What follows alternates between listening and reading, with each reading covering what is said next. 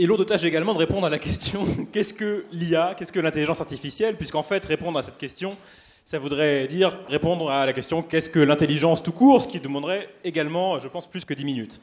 Alors je voudrais essayer d'aller à l'essentiel, et aussi je ne voudrais pas non plus rentrer trop dans la technique ni dans l'aspect scientifique des choses, principalement parce que je ne serais pas très légitime pour le faire. Comme cela a été dit, je suis spécialiste d'abord de latin et grec ancien. Donc pas forcément la meilleure spécialisation pour parler d'intelligence artificielle d'un point de vue technique, et surtout il y a des intervenants beaucoup plus compétents que moi qui le feront tout à l'heure.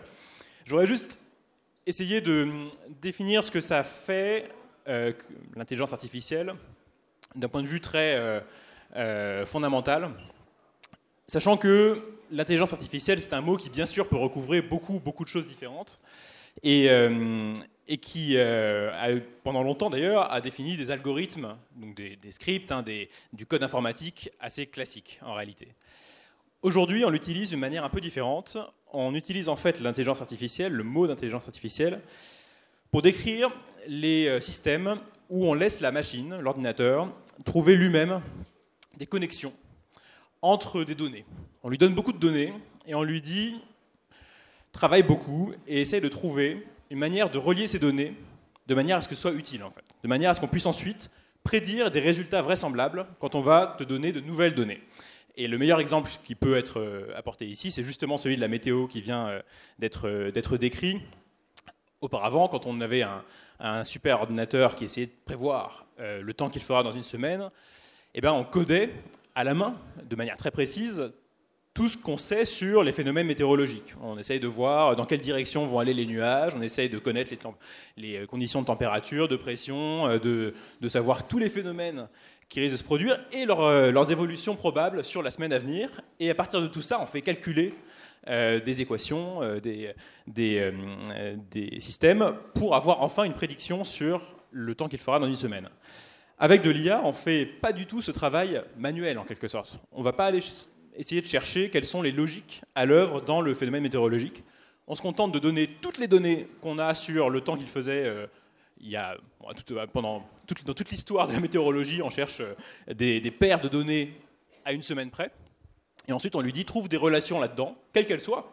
Et en fait, on ne saura pas vraiment très bien ce que lui aura trouvé comme relation, mais à la fin, le résultat est qu'on arrive à mieux prédire, et de manière beaucoup plus rapide et de manière beaucoup plus économe en plus, le temps qu'il fera dans une semaine, sans vraiment savoir les paramètres qu'il y a à l'intérieur, parce que ces paramètres ont été trouvés par la machine. Pour résumer les choses très grossièrement, c'est cela qu'on appelle aujourd'hui l'intelligence artificielle. Récemment, on parle d'IA générative. Vous avez sans doute entendu ce terme, il a été prononcé d'ailleurs déjà dans la soirée. Et en fait, c'est la même chose, mais appliquée à la génération de textes, d'images, de sons, d'autres contenus éventuellement. Et ce qui est assez fascinant, c'est que ça marche en fait très bien, même peut-être beaucoup mieux qu'on ne l'avait espéré il y a encore 5 ou 6 ans. Et c'est ce qui fait qu'on a aujourd'hui quelque chose comme ChatGPT. Que fait ChatGPT? En fait, on lui a donné beaucoup d'exemples de textes tirés d'Internet. Quand je dis beaucoup, il me semble que tout Wikipédia correspondait à peu près à 3% de la base de données sur laquelle a été entraîné GPT-3, donc la version un peu ancienne maintenant, sur laquelle repose ChatGPT. Donc, vous voyez déjà la taille de Wikipédia, vous imaginez la taille du corpus sur lequel est entraîné ChatGPT. Maintenant, qu'est-ce qu'on fait avec quelque chose qui produit du texte? Alors au début, on n'en faisait pas grand-chose. On avait des modèles comme GPT, le premier du nom, GPT-2, où ça prédisait des mots, des suites de mots, ça essayait d'un peu d'imiter du Shakespeare par exemple, et c'était pas très cohérent. Et il se trouve que plus on augmente la taille des données initiales, plus on augmente aussi la taille, le nombre de paramètres que la machine, que l'ordinateur peut se donner dans sa phase d'entraînement, plus on arrive à quelque chose qui ressemble en apparence à de la pensée. En tout cas, à quelque chose qui ressemble à un dialogue ou à des textes qui peuvent avoir leur cohérence et que parfois on a du mal à distinguer de la production d'un humain. Et ce qui est le plus fascinant, je trouve, c'est de voir que les productions de GPT peuvent servir en fait à faire des raisonnements. Et c'est très étonnant, et je pense qu'il faut toujours avoir à l'esprit que quand ChatGPT parle avec vous, quand on fera des essais tout à l'heure si jamais on arrive à régler ce problème d'écran, quand ChatGPT écrit, il ne fait que prédire des mots les uns après les autres. Il prend tous les mots qu'il y a au début de votre texte. Donc, quand vous faites une consigne, quand vous lui donnez ce qu'on appelle un prompt, donc juste la phrase initiale que vous donnez à la machine, il prend ces mots et à partir de tous les paramètres qu'il a créés lors de sa phase d'entraînement, il va prédire le mot le plus vraisemblable qui doit venir juste après. Peut-être que ce sera il, peut-être que ce sera que.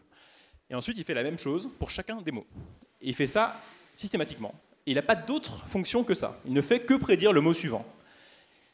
Et il se trouve qu'en fait, prédire le mot suivant, ça permet d'avoir des poèmes, ça permet d'avoir des blagues, ça permet d'avoir des textes de physique, ça permet d'avoir un peu de calcul, ça permet d'avoir énormément de choses qui ont leur cohérence interne, alors qu'on aurait pu penser que c'était quelque chose d'inimaginable pour un système qui ne fait que prédire les mots les uns après les autres.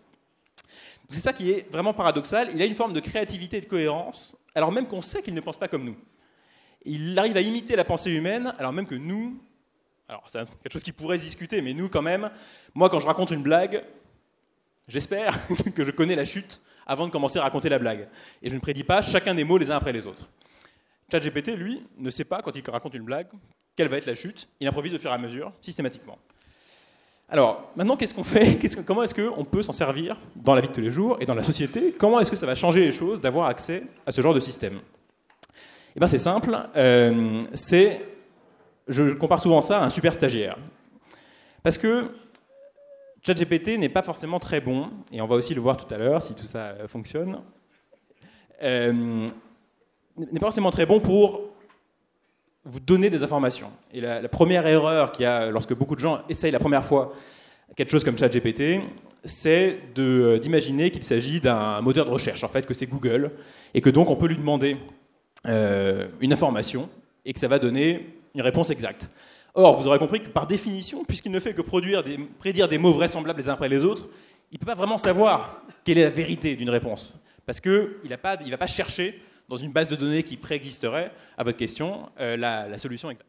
Alors maintenant qu'on y est, je vais pouvoir vous montrer ça très facilement. On peut tester avec, par exemple, une question qui va le dérouter. Je vais lui demander qui je suis.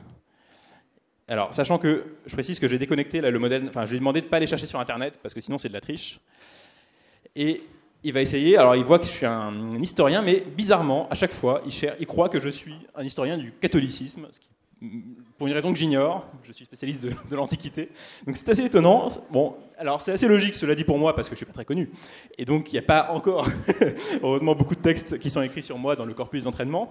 Évidemment, si on demandait qui est Nicolas Sarkozy, il saurait beaucoup mieux qui est Nicolas Sarkozy qu'il ne sait qui je suis, mais ça vous montre que, par définition, il ne peut pas vraiment, il n'a pas de certitude sur ce qu'il raconte, il n'a fait que prédire les mots vraisemblables qui viennent après les mots Raphaël Dohan est, quoi. Et donc, bon, historien, oui, ça marche plus ou moins, mais après tout le reste, on s'éloigne de plus en plus de la vérité.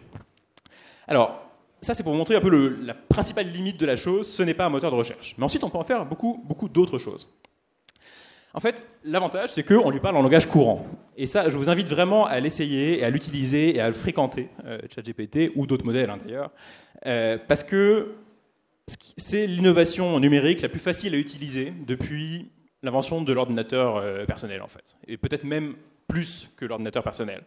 On lui parle en langage courant. Avant, un ordinateur, on devait communiquer avec lui soit par du code, bien sûr, soit par une interface, comme vous connaissez bien. Et ça n'a pas toujours été facile pour tout le monde, d'ailleurs, de s'acclimater à cette interface. Là, l'interface, c'est le français, ou l'anglais. Et ça marche à tous les niveaux, d'ailleurs, même pour les programmeurs. C'est ça qui est intéressant. Il y a un des développeurs, un des programmeurs stars de la société OpenAI qui a produit ChatGPT, qui s'appelle Andrej Karpathy, qui a dit que le nouveau langage de programmation à la mode, c'est l'anglais.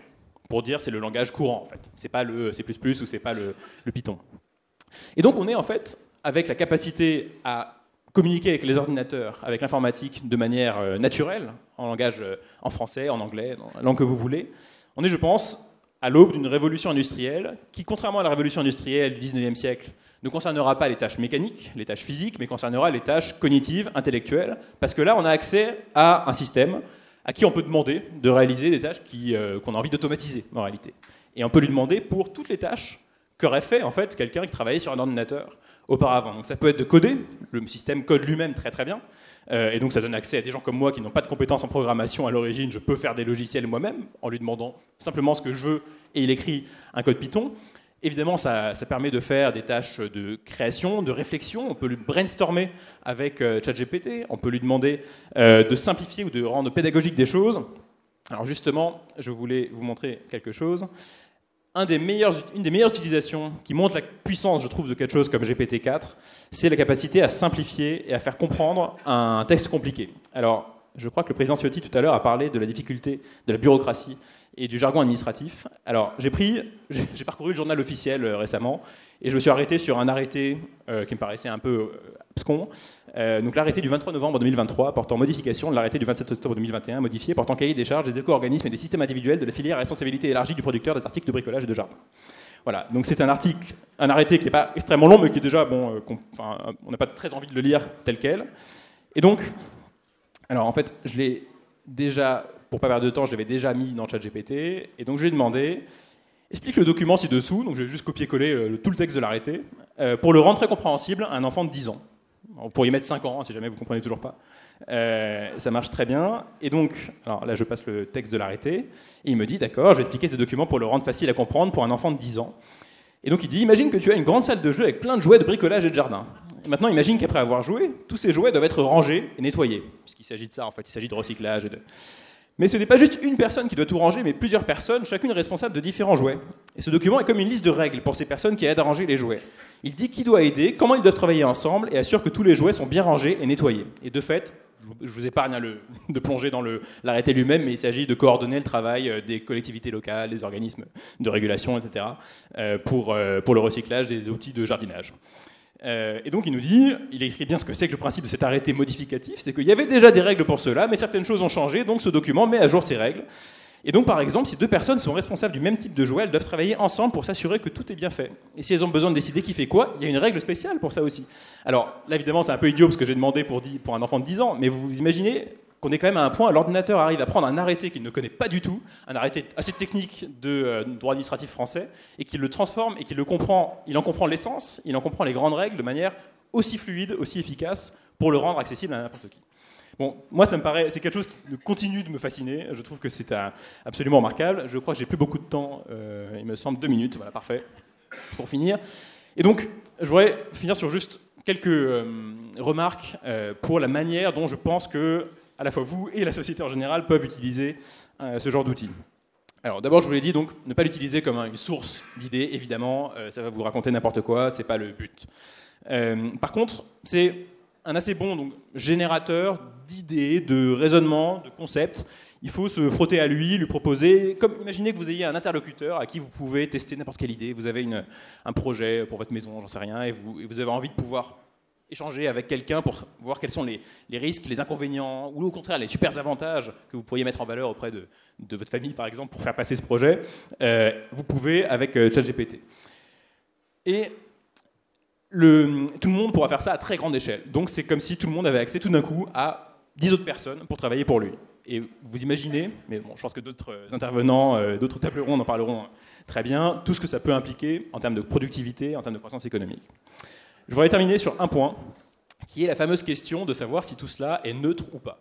Évidemment, ce n'est pas neutre, parce que tout modèle reflète les données d'entraînement et la manière dont il a été entraîné. Je ne reviens pas dans le détail sur la manière dont ChatGPT est entraîné, mais on peut prouver, en essayant de le pousser un peu à bout, que oui, il a des opinions plutôt progressistes, si on essaye de le forcer à donner son avis, ce qu'il fait de moins en moins. Maintenant, il est quand même assez précautionneux et il évite de prendre position de manière trop tranchée, sauf si vraiment vous insistez extrêmement pour avoir son avis.